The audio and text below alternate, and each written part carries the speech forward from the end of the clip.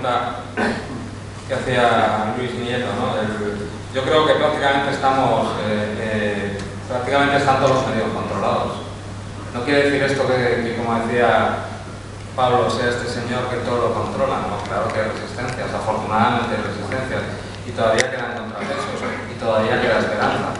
Y si yo insisto en el ejemplo que está dando la América Latina soberana, es porque todavía hay esperanza. Eso le va a decir a los argentinos y a las argentinas cuando hace más de 10 o 11 años tuvieron el corralito y todo aquello, y en cambio ahora tienen una salida mejor, o los venezolanos cuando sufrieron el Caracazo después, cómo se situaron en el continente incluso para construir la CELAC o impulsar la CELAC. Entonces yo creo que la única manera precisamente de partir el espinazo, aunque también cuesta partir el espinazo, que no se lo partes del todo, y volviendo a Venezuela estamos viendo ahora como lo que hay en Venezuela, yo lo califico así, y que no le guste podemos discutir, no es movilizaciones espontáneas reclamando medidas educativas, es un proyecto de injerencia con actores claros, que lo sabemos y que actúan en muchas partes del mundo, utilizando a agentes que se lo creen, puede ser, pero lo que no puede ser, y lo que no podemos seguir, por lo menos en los espacios donde esté yo, voy a defender otra cosa, es darle pábulo a lo que defienden el 99% de los medios de comunicación aquí, que es la promoción de los golpes de Estado, de desestabilización de países soberanos, o incluso el cambio de gobierno por medio de agencias de inteligencia o institutos que dependen de, por ejemplo, el Partido Republicano de Estados Unidos, o de la CIA o de las subagencias, ¿no? Entonces, en ese sentido, nosotros tenemos que aprovechar todos los rescoldos que quedan de ese Estado de Derecho y de esas leyes y de lo poco que queda de la Constitución, porque es curioso, a veces nos meten la Constitución, pero cuando no les vale ellos la cambian, ¿no? Pero ni siquiera la cumplen. Por eso yo hablaba antes, y os recomiendo que leáis el artículo 20 de la Constitución española, que intentaba hacer que esas televisiones públicas fueran por lo menos un contrapeso a los medios privados, ¿no? Debemos de enfrentarnos a ese proceso que afortunadamente yo pienso, y en eso comparto con Manolo Monereo, está terminando, que es la globalización como proyecto hegemónico global de los Estados Unidos. Además, un proyecto hegemónico en todos los índoles, incluyendo el económico, con un cambio total de lo que era el pacto social de la posguerra, las economías productivas, etcétera, economías especulativas, y luego en lo que nos toca a nosotros es el proyecto neoliberal de una Europa alemana, de los bancos alemanes, de centro y en las periferias, que cada día estamos desindustrializadas, empobrecidas y vamos camino de la miseria. Porque nos están convirtiendo con ese proyecto globalizador en países que vamos vías al subdesarrollo. Para contestar y uniendo dos preguntas, la que hacía Sandy, hacía otro compañero por ahí, aparte del costo de las televisiones y la comunicación. Hacer una televisión es carísimo.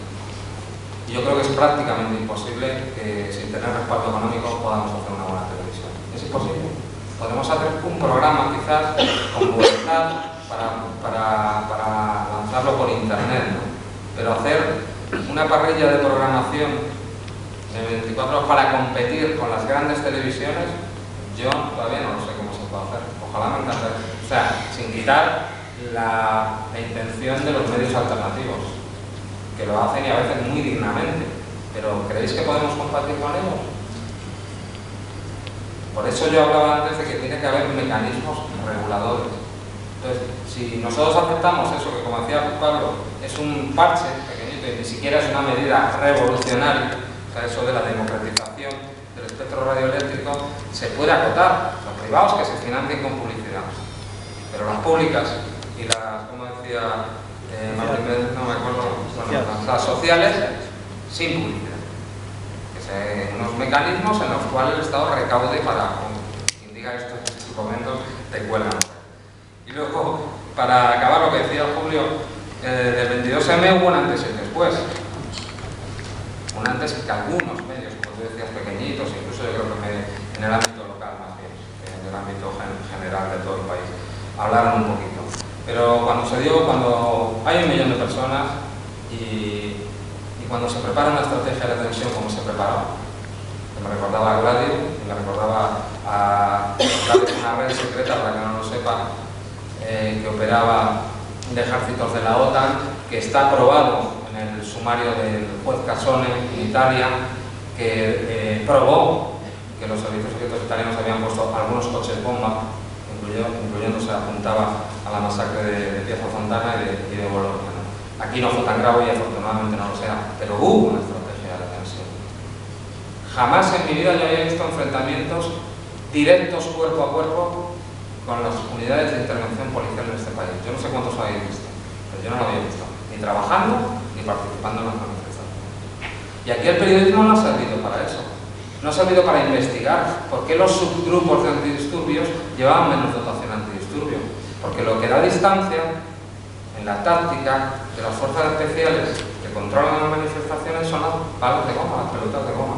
No tenían pelotas de goma. Normalmente un grupo lleva 5 peloteros de goma. Llevaban 2 y aún encima limitadas las pelotas de goma. ¿En qué país? Y aquí cuando ha pasado que cuando varios subgrupos de policías antidisturbios se quedan cercados y sin capacidad de respuesta antidisturbios, habiendo el mayor despliegue de la historia, con más de cerca de 2.000 policías antidisturbios, no van en su ayuda, que buscaban un muerto como Génova. Y afortunado, mira que se portan mal y yo creo que habría que depurar a esas unidades especiales de antidisturbios, porque hay muchos sociópatas y muchos fascistas, y habría que depurarlas y que estuvieran de acuerdo con los derechos humanos. Pero aluciné cómo fueron retirándose y cómo no tiraron de pistola. Eso es increíble, porque hubiéramos tenido un muerto, o más de uno.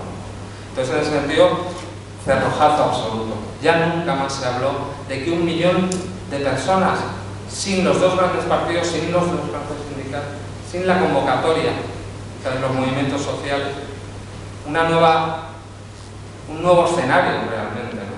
Que partió del 15M y yo creo que confluye en ese momento.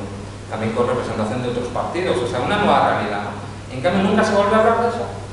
Volvemos a hablar de cada policía y la policía nos enfrenta, la policía ya nos odia totalmente, si ya nos odiaban, no sé si me entienden.